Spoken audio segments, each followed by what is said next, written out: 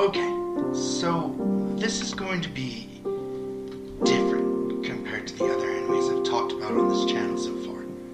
But I honestly had to talk about it after I'd finished it. While working on my script for Should You Give It a Shot, Revolutionary Girl Tanya, and I am so sorry, I should be working on that, but I just had to express my feelings on this show. I was going through Netflix's anime catalog and saw Violet Evergreen as a new arrival on the list.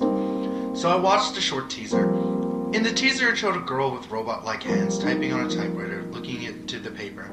As she looks up, she sees what I assume to be her memories of the people she has met, and my first thought was she was in fact writing about her adventures. But as I watched it, it was something different. Something more human. Something real. So, like I do in every video, I want to go give a summary of reasons you should give this series a shot. I will talk about the main character, her relationships, and the animation. So hi, I'm Kien not Kien, here to ask you once again, Violet Evergreen, should you give it a shot? So let's talk about the main character the show is titled from and who the show revolves around. Violet Evergreen, she is a complex character, and I know most people say that a lot about characters, but she is honestly one of the most complex characters I've seen in a while. She's a former soldier of war who is no longer needed for that. The war is over. The world she lives in is somewhat normal. She has no place in the world. Her only goal is to reunite with the major she was under during the war. To her, that's the only thing that makes sense. You can tell this by, in the beginning of the series, she is more military formal, showing her respects by saluting and calling Claudio Hodgins by his former rank. The reason why I love Violet is because she is literally like a living doll. She's emotionless and devoid of feeling. There's a sense of the lack of being human in your character, which is reflected by her physical appearance. She is an amputee who was given robotic prosthetics. Because she has robotic arms, she literally can't feel anything. The interesting thing about Violet is the way she learns from her experiences, which we will get to that more when we talk about her relationships. But the one thing I can say is she's trying to figure out her place in the world. You see, in the time of war, she was a cold-hearted killer on the battlefield, who hasn't even supposed to live that long. She's surviving the war, but at the cost of her arms. To society, she was now useless. So she decided to take on a job in Claudio's post office as an auto memory doll.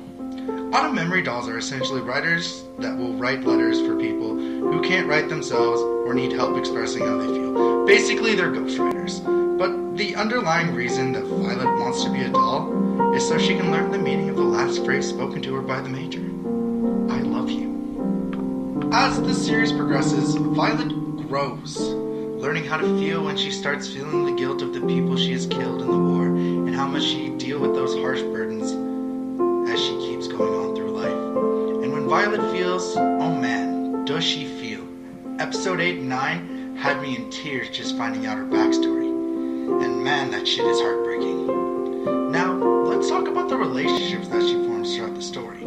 I chose this instead of the actual story because in general the series is more episodic than it is an actual linear story, but nonetheless, it still has a great story told through the characters. Violet learns everything through her encounters with other people, starting with her lovable co-workers at the postal company, such as the quiet and literal Erica, the fiery and flirtatious Catalina, the energetic Iris, the postboy Benedict, and its leader Claudio. You see, her relationships with these guys help her grow as a person. They show her empathy, and by ghostwriting for people, she learns how to connect with people better.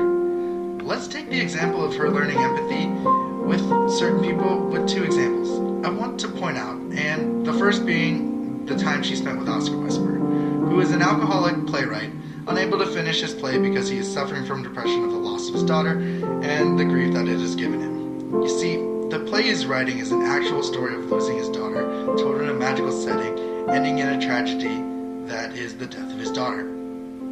Connecting with the depressed writer when she says they should change the ending into a more happy and whimsical ending, seeing her try to do what her daughter always promised to do, which is fly over the lake, lets Oscar move on and finish his play. And to me, that was one of the most beautifully well animated moments I've seen in a goddamn long time. Now, the next example I want to talk to you with is about the girl Anne. Violet learns to connect with Anne, but also keeping a secret. The reason why she's writing letters for her mother is because her mother is dying and wants to make sure that Anne has letters sent to her on all her birthdays as she grows, as a symbol as she may not be there physically for her daughter, but she'll always be there in spirit. As the montage of Anne receiving these letters as she grows can only make you smile, but hurt at the same time, this episode really made me feel as much as it made Violet feel. This was the first episode where Violet shows empathy for others, as she breaks down because of the fact she had to hide her tears in front of Anne, as she knew she was writing letters for her dying mother. The most important relationship Violet has in this series, though, is with Major Gilbert. He's the driving force of Violet's reason to live.